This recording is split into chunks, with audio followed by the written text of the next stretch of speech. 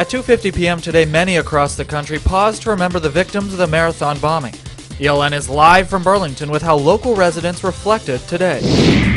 For her, these test tubes and petri dishes are more than just research. They're personal. Division I athletes must balance academics with being part of a team, but one ELN student doesn't stop there. You're watching ELN Local News.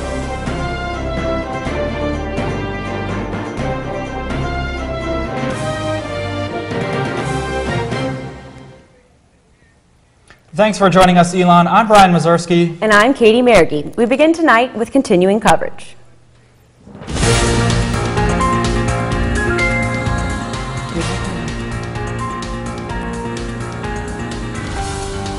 Many people are still recovering from the shock of the Boston bombings last week, even after both suspects have been captured or killed. Our Lauren Cook is live in Burlington City Park, where members of the community are there to show their support for Boston. Lauren? We're here at Boston Strong Burlington in the Burlington City Park. This event is just one of many going on right now nationwide to show their support for what has happened with the Boston bombings. People have gathered here today to listen to readings, prayers, remember the deceased, and run walk in honor of those affected from the Boston bombings, which shocked viewers across the nation, including ELN. I spoke with members of our community to find out how they are dealing with the aftermath. I was just in shock. I was definitely in shock. Came out of nowhere. I had no idea that anything was going to happen. Disbelief. I actually didn't really feel any emotion because I just couldn't process it. I was just floored. I couldn't get away from the news. I was watching all day. Many students and faculty are still shaken from the Boston bombings. For Chaplain Jan Fuller, the Boston bombings reminded her of a time in her life when explosions were a normal sound to hear. I grew up in a war zone, and I know about terrorist attacks, and I know that the way you combat terrorism is you live your life, and you live it fully. Fuller understands how difficult this time is for students and encourages them to cope in their own ways, which is what sophomore cross-country runner Nick Foley is doing. Foley is a Boston native who has attended the marathon 4 times and had friends running in it this year. The overwhelming feeling of shock and sadness that someone would attack the city. It's such a great event, and Boston's just a special city. Foley's initial reaction to the bombings was disbelief. It takes something special to go out and run 26.2 miles. I think, there's a lot of strength and empathy involved. Despite the tragedy, Foley looks to the future of the marathon and seeing how Boston will cope as a city. If I wasn't here next year, I'd definitely run the 2014 race, out of respect for those who were affected this year. But definitely at some point I'll run the Boston Marathon. Foley has faith that Boston will come back better than ever for future marathons. I think the city will rebound even stronger than we were before. Really fast, but I have good confidence. But Boston is starting to recover. On Saturday, the Red Sox fans were surprised with Neil Diamond singing an emotional rendition of Sweet Caroline. It may be a long road, but Boston is on its way to recovery, and these runners here are showing their support. Here at the event, they're handing out pins, they're selling t-shirts, and they're about to start their walk-run to show their support of those affected from the Boston bombings. All the proceeds are going to One Fund Boston, a nonprofit organization which benefits those affected. It's such a great cause, and we're so happy to be here today. For ELN Local News, I'm Lauren Cook. Back to you guys. Thanks, Lauren. And according to CNN, the accused bomber was just charged in federal court with use of a weapon of mass destruction, which could carry the death penalty. Stay with ELN Local News as we continue to follow this story. ELN students have many opportunities to reach out and help the community, from volunteering to service learning. But one ELN senior is using her Lumen Prize research grant to try and find answers for a cause close to her heart. Our Naima Abdullahi has her story. No, she's not talking about money. So if I start out with $1 million, a few days later I'm going to have $2 million. For the last 2 years, senior Erica Shenhals has been doing scientific research on breast cancer cells, watching them bond and double in amount. It's about $450 to buy the cells, so you get 1 million cells for about that much. Her Lumen Scholarship financially supported her research on alternative treatment to battle breast cancer. She keeps the cells in an incubator at body temperature. I love what I do, and I love being in there. And just listen to how she describes the process. Solubilize the membrane of the cells. It's no wonder other students ask her for help. The long hours of being in the lab has its rewards and frustrations, but she tries her hardest to keep emotions out of the room. That's the hard part. She had a fear of water and she had a fear of heights. So she learned how to swim and she went skydiving. Her inspiration for her research comes from her aunt, who's been battling breast cancer for more than 15 years. You know, I was too young to understand at the time and it didn't really make sense. Her curiosity turned into a desire to find answers for the woman she shares a middle name with and the million others suffering from the disease. And her aunt has a few words of encouragement. She was like, if me getting cancer was just so that you would find your passion and be so happy with what you're doing, then it's been worth it. That's what motivates her, that close bond she has with her aunt, like two cells found under a microscope. Naima Abdullahi, ELN Local News. ELN is trying to motivate students as well. You might have heard about the new collectible cards circulating around campus, but they're just the start of a new initiative that affects you more than you may realize. Our Megan Ford found out more. If you've never heard of ELN's new Writing Excellence Initiative, you aren't alone. I know it has to do with the university promoting writing, and that's about all I know. I have noticed in the library the signs about writing. I've heard of it, I see the posters, but I don't really know what it is and what they're doing with it. The plan will be put in place over the next 5 years to ensure ELN's accreditation with the Southern Association of Colleges. ELN wants every student to say that writing was one of the most important abilities that he or she gained while at school. We know that being able to write well and to communicate well and also to do to think really well, which is really what writing is. It's thinking on paper or on screen. This initiative is important. Without it, ELN would not have been able to ensure that their students were becoming the best possible writers. The new program will mainly help students with, you guessed it, writing. You know, just like a sport or anything, any skill that somebody wants to do well, you have to practice it. And if you get out of practice, you get out of shape and you don't do it very well. To make students more aware of this new plan, 10 types of trading cards have been distributed around campus, each featuring a student, faculty or staff member, and even our Phoenix. Junior Jeff Stern is featured on one of the cards, and he thinks that the initiative will be beneficial for ELN students. I think there's plenty of people on this campus that are terrible writers,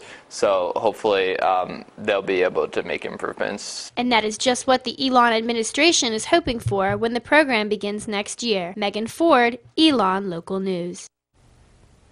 You can pick up those trading cards all around campus, including at the library. And soon parking for the library as well as other parts of campus is going to be a little bit different. The Mosley parking lot will be reduced from nearly 300 spaces to just 50, and Harper lot will go from 100 to 70 spaces. But several new parking lots are opening in South Campus as well as by the softball fields. More information on parking for next year will be released in the weeks ahead, but for now, check our website to see the latest parking updates. It was a beautiful day to spend in the park or outside with some friends on Saturday. One group of students held an annual game to benefit a good cause. Our Sky Cowens was there and has more. The pain of this collision is nothing compared to what this kickball game was raising awareness for. It's a serious illness, and people really do need help. This kickball tournament raised money for Paws and Stripes, a non-profit organization that rescues dogs and helps train them to be service dogs for war veterans with post-traumatic stress disorder. The event was sponsored by Team Hero, a student organization that supports the armed forces. I think it brings awareness to people that serve our country. Not many people understand, and I think people should understand what we have to do. As ELN's ROTC cadets prepare to enter the military after college, they know that PTSD is something that could impact themselves or their fellow soldiers. The people that are impacted are people that I'm going to be leading one day. And so it's kind of a humbling thing for me to help and with something that could potentially help people that I might know someday. And Lamasny, knowing that he might one day suffer from PTSD, is thankful for an organization like Paws and Stripes. If I had it, I know I would want the help from organizations like this. And I mean, they're my brothers in arms. You know, they need as much help as I do. Sky Cowens, ELN Local News. The tournament helped raise more than $350, getting Team Hero one step closer to their goal of $2,000, which will be used to sponsor a service dog for a war veteran. Coming up after the break, it's causing almost 50 million Americans to sneeze, blow their noses, and sniffle. We'll tell you how to fight it.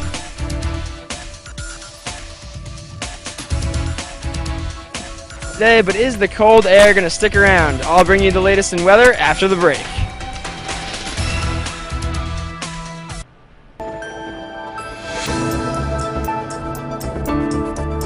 I have to say, we were spoiled last week with temperatures hovering around 80 degrees every single day. It was absolutely gorgeous. Unfortunately, I do not expect the same for the week ahead. It will not be quite as warm. Let's take a look at that Phoenix 5-day forecast. I hate to say it, but high temperatures will only be around the low to mid 70s all week. We'll have the most sun tomorrow, but things don't really brighten up much from there. Thursday may start off with some rain. The beginning of Friday could be a winter, but that afternoon, clouds are going to begin to roll in before some potential rain and thunderstorms over the weekend. While it's fairly nice out right now in Elon, the mornings do not feel the same. I would not suggest shorts for those morning classes, as temperatures will only be in the high 40s to low 50s. After all, you certainly don't want to get sick before those final projects come about. With the weather report live in downtown Elon, I'm Eric Halpern. Brian and Katie, back to you in the studio. Thank you, Eric. And the weather may also be affecting your allergies. Allergy sufferers around campus have already been fighting the pollen that accompanies springtime. And whether it's pollen, food, or any other kinds of allergies, it's important to know how to take care of yourself. Our Gary Grumbach has the story. Elon Jr. Anna Julia Almonte has been battling a stuffy nose. She is one of the almost 50 million Americans who suffers from allergies, according to the Center for Disease Control. It's horrible. At the very beginning, we're only on the beginning stages where all the trees are beginning to blossom, but it's been affecting me so bad. Big puffy eyes, all of that, the works. Almonte also had a severe incident not too long ago. My allergy attack, I had one of those wind cases and some of the pollen entered my eyes, and my eyes immediately reacted. They got really puffy, really irritated, and I continued to sneeze and sneeze and sneeze to the point like watery eyes, little boogies, and definitely had to go compose myself. Elon's Health Services is giving advice for those looking for a medication to control their allergy issues. I do encourage people to take the 24-hour long-acting non-sedating antihistamines, which is the brand names are Zyrtec, Allegra, and Claritin, rather than doing something like a Benadryl, which is shorter acting. Dr. Jeanette Archinall says students should seek help for their allergies as soon as possible. Particularly as a college student, towards end of semester, when everybody's pulling all-nighters to finish all their stuff before the end of semester, your immune system isn't great, and you will get sick. You will get infection on top of allergy. Gary Grumbach, Elon Local News. And as trees blossom outside, remember that today is Earth Day. Elon celebrated with a week of events leading up to the occasion, including sustainability discussions and a campus cleanup sponsored by the Sierra Club. Students gathered yesterday at Boney Fountain to do their part in protecting the environment. With garbage bags and towed, they surveyed problem areas from around Elon's campus and picked any trash or recyclable materials spotted on the ground. Job, especially if you didn't drop it, but it's one of those things where if you pick up a piece of trash, you're doing a little bit to make a difference. And every piece of trash you pick up is one less piece of trash that's still out there on the ground. If you want to learn more about sustainability, stop by McKinnon Hall tonight at 7:30. Author Hunter Lovins will give her presentation called The Business Case for Implementing Sustainability. Lovins is the founder of Natural Capitalism Solutions, a company that advocates for an increase in natural and human capital as well as the quality of life.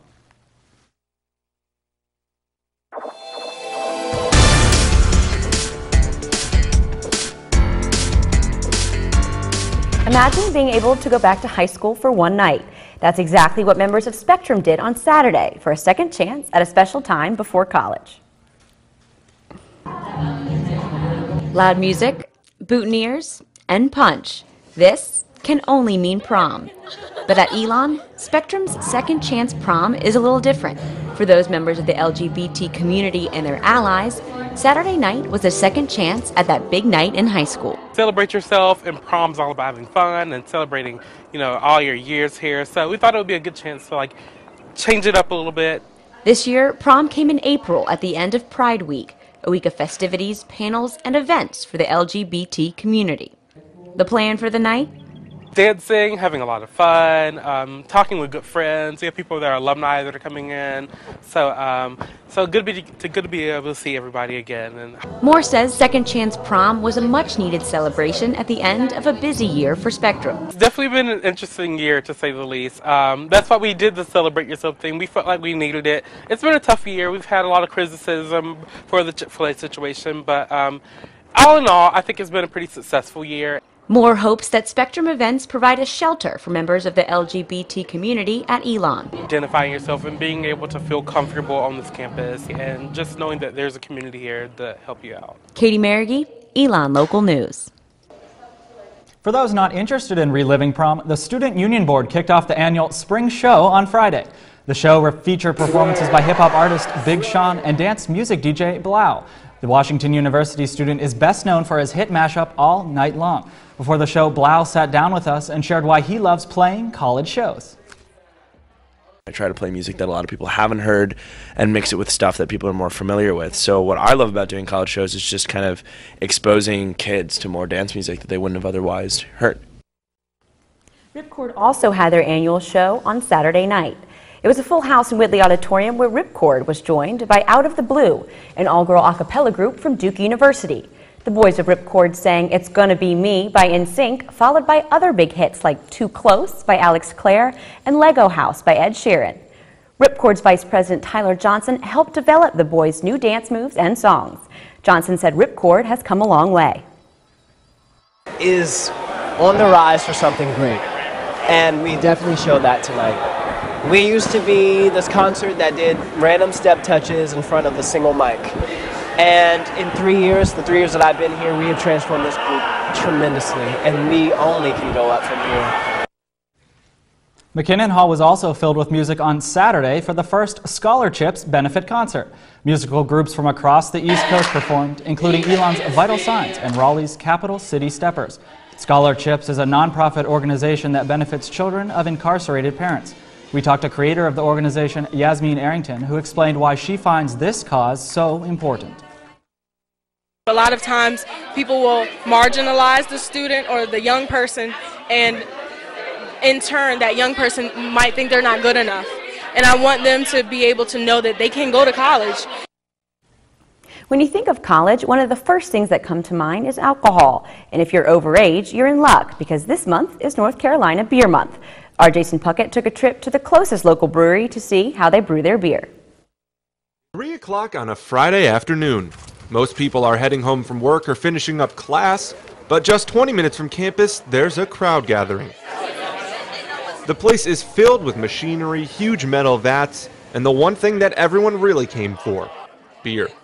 This is the Red Oak Brewing Room. These machines run around the clock, but for a couple hours every Friday, this room is filled with dozens of people. About a 1-hour guided tour through the facility, followed by the tasting, and we've learned from experience to do it in that order. Chris Buckley has the title Brewmaster.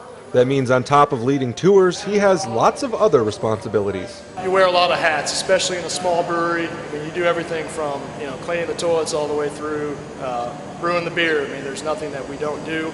Red Oak makes 3 types of beer: Hummingbird, a lighter ale, their flagship Red Oak Amber, and a darker Battlefield Bock beer. Buckley is responsible for all 3 of them. I'm in charge primarily of the beer quality, so if the beer doesn't taste good, it comes back to me. But Buckley didn't get any negative feedback from this group. It's amazing. The Battlefield, I couldn't recommend more. Seeing a local successful business has been nice, and the beer's a nice perk too. And Buckley says that even after April ends, people are still welcome at Red Oak. It's always NC Beer Month here at Red Oak. I mean, we do these tours every Friday, and over 100 people have been showing up lately, and it's been great. Jason Puckett, Elon Local News. If you're worried about getting sick right before finals, you may want to stay clear of a popular drinking game. According to Clemson University, ping pong balls used in the game beer pong may contain dangerous bacteria. The study showed high levels of salmonella, E. coli, and staph on the ping pong balls used during the game. While getting flu-like symptoms from playing beer pong isn't common, the study said there's an increased chance of getting sick. What started as a popular day drink for non-affiliated students is back again. The The bottom of Sheridan Apartments will be turned into a giant mud pit this Saturday at 9 a.m. for Festivus. And this year, there will be a special guest. Representatives from the humor website Bro Bible will be there to film the festive activities. But there are some rules for the fun. Participants must rinse off the mud before heading back into your on-campus dorm or apartment. And don't forget, you cannot throw mud at the police. Coming up after the break, find out how Elon matched up against its opponents this week in sports.